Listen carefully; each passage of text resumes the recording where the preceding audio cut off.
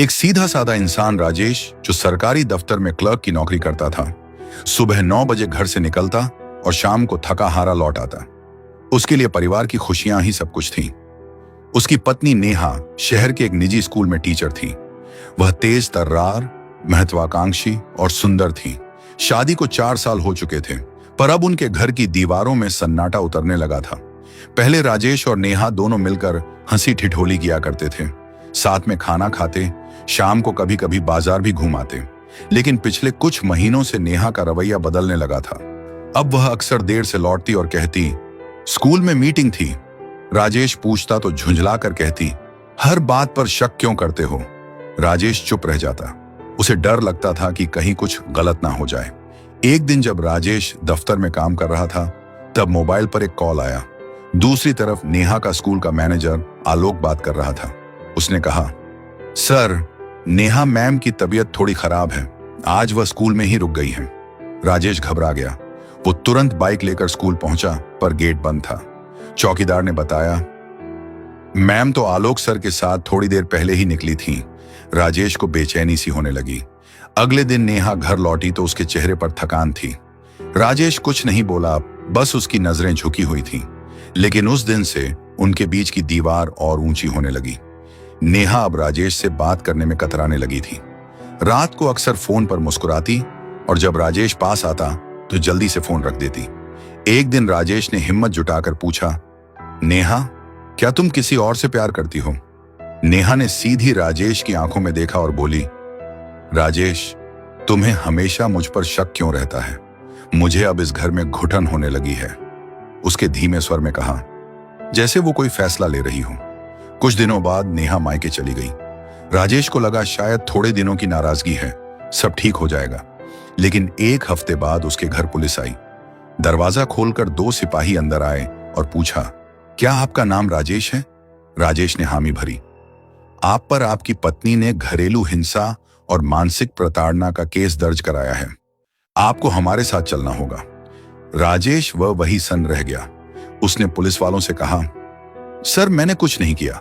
लेकिन सिपाही बोले, सब कोर्ट में कहना, अभी तो सिर्फ गिरफ्तारी का आदेश है। पूरा मोहल्ला तमाशा देखने बाहर निकल आया। सभी कानाफूसी कर रहे थे। अरे, राजेश को पुलिस कहां लेकर जा रही है? कोई बोल रहा था। राजेश की पत्नी ने केस डाला है। पुलिस राजेश को जीप में बिठाकर ले गई। थाने में बैठा राजेश सारी रात बस सोचता रहा, कहां गलती हुई मुझसे? मैंने तो बस एक पति होने की जिम्मेदारी निभाई थी। पर अब जो नेहा ने कहा वही सच बन गया। सभी के लिए राजेश घरेलू हिंसा करने वाला एक गलत आदमी था। राजेश ने थानेदार से बहुत बार कहा, मैंने कुछ नहीं किया। थानेदार ने कहा, घरेलू हिंसा का केस है, अब कुछ नहीं हो सकता, सब कोर्ट में फैसला होगा। अगले दिन राजेश को बेल पर छोड़ा गया, पर तब तक उसका दिल टूट चुका था। वह समझ नहीं पा रहा था, जिस इंसान पर उसने सबसे ज्यादा भरोसा किया, उसी ने उसके साथ ऐसा किया। जब वह घर लौटा तो दरवाजे पर नोटिस चिपका हुआ था, पत्नी को सुरक्षा हेतु अलग निवास का आदेश। मतलब था अब नेहा उस घर में नहीं आएगी और राजेश को कोर्ट में पेश होना पड़ेगा। वो पहली रात थी जब राजेश ने खुद से पूछा, क्या प्यार करना गुनाह है? किसी को अपनी जिंदगी मानकर उसे दिल में बसाना गुनाह है? आखिर मेरी गलती क्या थी? मैंने नेहा से प्यार किया था या कोई भूल कर दी थी? बस यही सब सोच सोच कर रात निकल गई। पर अब कहानी एक नया मोड़ ले चुकी थी, क्योंकि अब मैदान में उतरने वाला था उसका पुराना दोस्त, वकील अरविंद शर्मा, जो सच को अदालत में पेश करने वाला था। कोर्ट की तारीख का दिन था। सुबह सुबह राजेश सफेद शर्ट और हल्की ग्रे पैंट पहनकर निकला। चेहरा थका हुआ, आंखें सूजी हुई थी। कोर्ट के बाहर वकीलों की भीड़ थी।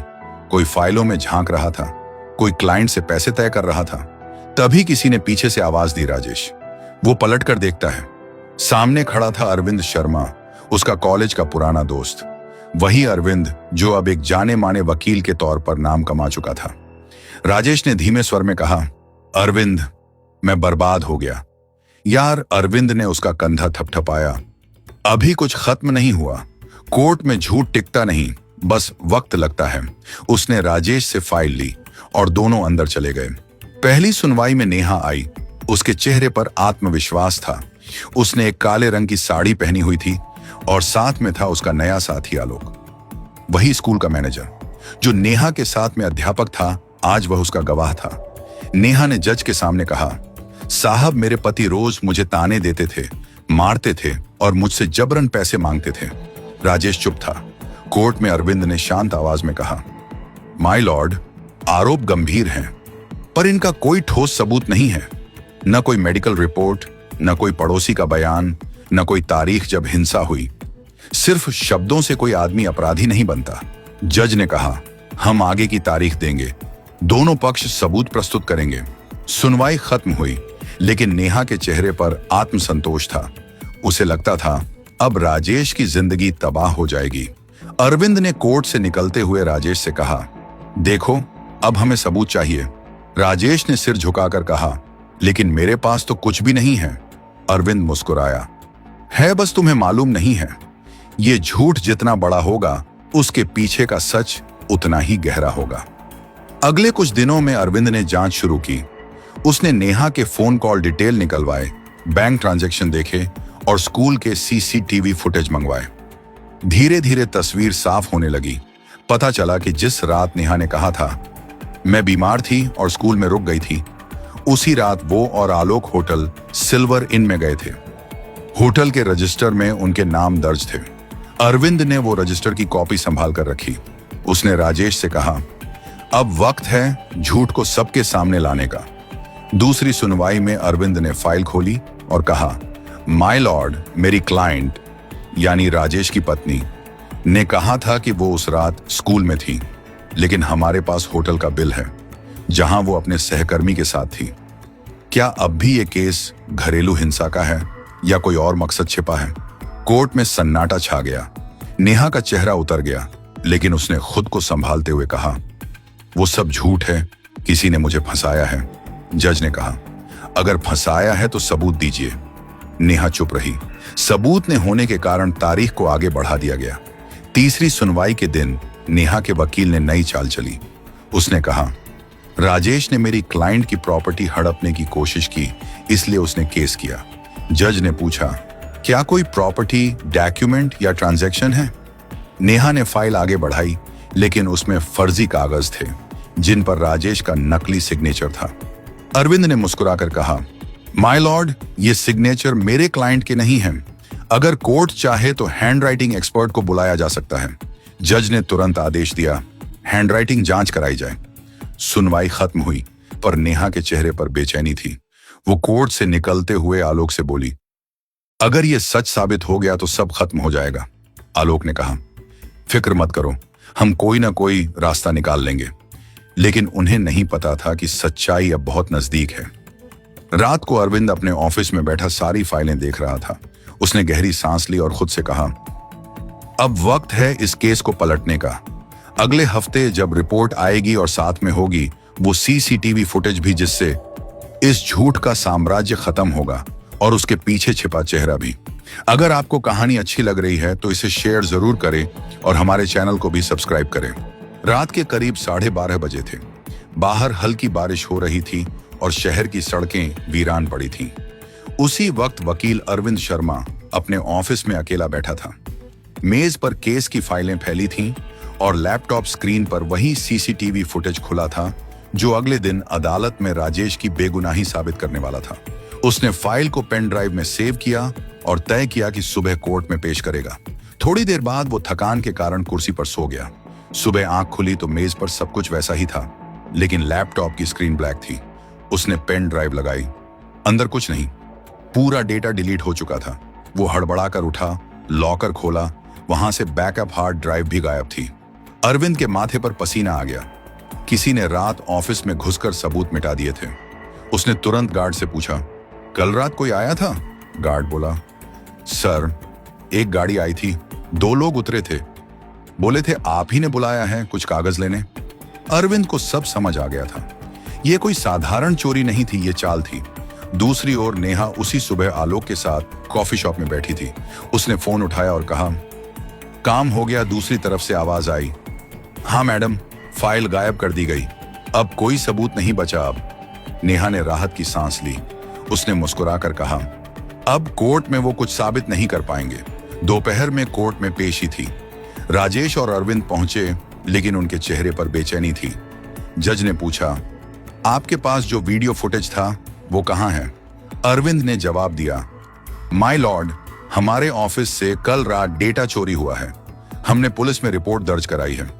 नेहा के वकील ने तुरंत कहा, देखा, ये तो साफ झूठ बोल रहे हैं, कोई फुटेज था ही नहीं, ये सब झूठा मामला बना रहे हैं। जज ने कहा, अगली तारीख पर कोई ठोस सबूत प्रस्तुत करें, वरना केस खारिज किया जाएगा। राजेश उस दिन कोर्ट से निकलते वक्त टूटा हुआ महसूस कर रहा था। वो बोला, अरविंद, लगता है भगवान भी अब मेरी तरफ नहीं है। अरविंद ने दृढ़ स्वर में कहा, सच कभी हारता नहीं, बस देर होती है, और ये देर मैं पूरी कर दूंगा। उस रात अरविंद फिर से बैठ गया फाइलें देखने। अचानक उसे याद आया कि होटल के सीसीटीवी फुटेज कॉपी उसने अपने एक पुराने सहयोगी के पास भेजी थी, सिर्फ सुरक्षा के लिए। उसने तुरंत फोन मिलाया, रवि, वो वीडियो की कॉपी तेरे पास है क्या? रवि ने कहा, हाँ सर, मेरे पास मेल में है। अरविंद ने राहत की सांस ली। उसे संभाल कर रखो, कल सुबह कोर्ट में वहीं पेश करनी है। अगले दिन जब कोर्ट में सुनवाई शुरू हुई, नेहा और आलोक आत्मविश्वास से भरे हुए थे। उन्हें यकीन था कि अब केस खत्म हो जाएगा। लेकिन तभी अरविंद खड़ा हुआ और कहा, माय लॉर्ड, मेरे पास होटल के सीसीटीवी फुटेज है जो सुरक्षित रखी गई थी। उसने स्क्रीन पर दिखाया।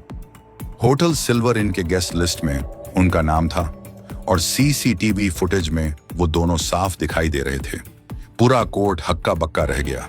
नेहा का चेहरा सफेद पड़ गया। उसने कुछ कहना चाहा, लेकिन आवाज गले में अटक गई।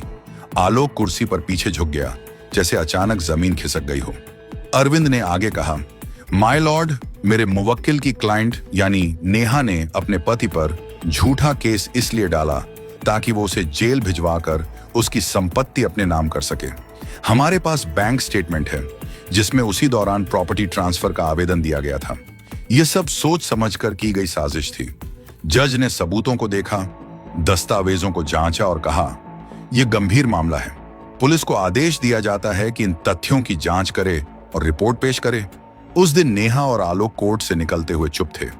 नेहा ने धीमे स्वर में कहा, तुमने कहा था सबूत खत्म हो गए हैं। आलोक ने गुस्से में कहा, किसने सोचा था वो बैकअप वीडियो रखेंगे? उस रात नेहा ने पहली बार डर महसूस किया। अब मामला पलट चुका था। समाज में उसकी इज्जत गिरने लगी थी। स्कूल ने उसे निलंबित कर दिया। दूसरी तरफ अरविंद ने कहा, राजेश से कहा, अब आखिरी सुनवाई बाकी है, वहां ये झूठ पूरी तरह खत्म होगा। पर ठीक उस दिन से पहले कुछ ऐसा हुआ जिसने पूरे केस की दिशा बदल दी। अरविंद को एक धमकी भरा लेटर मिला, अगर अगली तारीख पर कोर्ट में आए तो तेरी जिंदगी भी उसी फाइल के साथ बंद कर दी जाएगी। यह आखिरी सुनवाई थी।